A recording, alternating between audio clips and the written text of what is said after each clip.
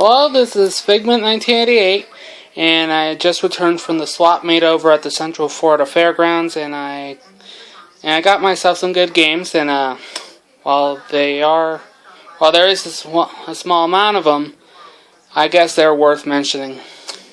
First of all, let's get to the peripheral that I got. The Catz Blaster, or light gun for the Xbox. Now, this game has the distinction of being one of the few games, accessories, that was a light gun for the Xbox. And the reason why I say that is because there weren't that many light gun games, save for Starsky and Hutch, House of the Dead 3, and especially the Silent Scope trilogy, which is the first and only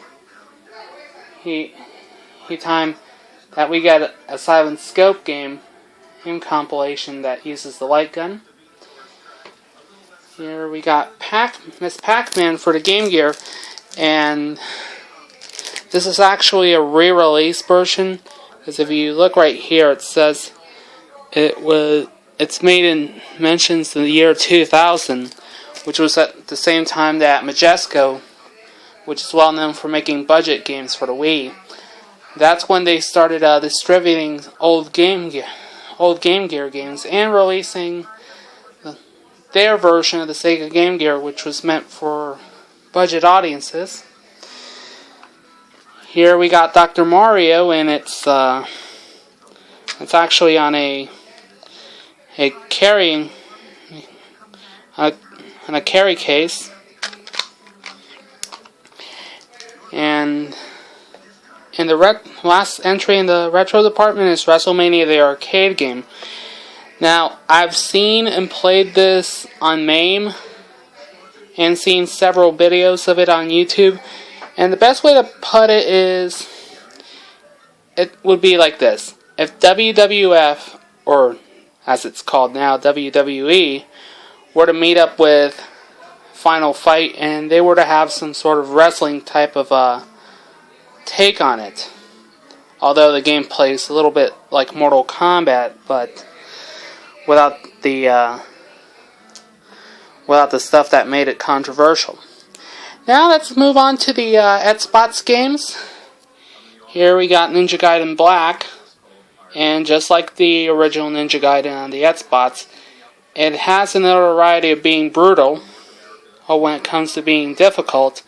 But on the plus side, just like how the original Ninja Gaiden had the Ninja Gaiden trilogy, which was on the Super Nintendo, this version actually features the arcade game known as Ninja Gaiden. Of course, everyone knows that it's also the same arcade game that's infamous for its continue screen. Here's 007, Everything or Nothing. Now this game, I actually had it for the PS2, and the funny thing was, when I got it at a Goodwill, I didn't expect for it to conk out so badly, and as a result I had to return it. Fortunately, the Xbox, a lot of people say that the Xbox versions is a lot much better than the PS2 or GameCube version, and I agree with them. And it's also notable for being the last game to feature Pierce Brosnan. And here we got Silent Hill 4, The Room, which is, of course, the fourth installment in the Silent Hill series. And originally I wouldn't care for it because I'm more of a Resident Evil fan, but after going through the house over at Halloween Horror Nights, I was convinced that this game was quite good. And finally, we got the flagship game of the Xbox, Halo. Now this is the one that has all the Game of the Year stickers and all the rave reviews. And of course, that's all I got.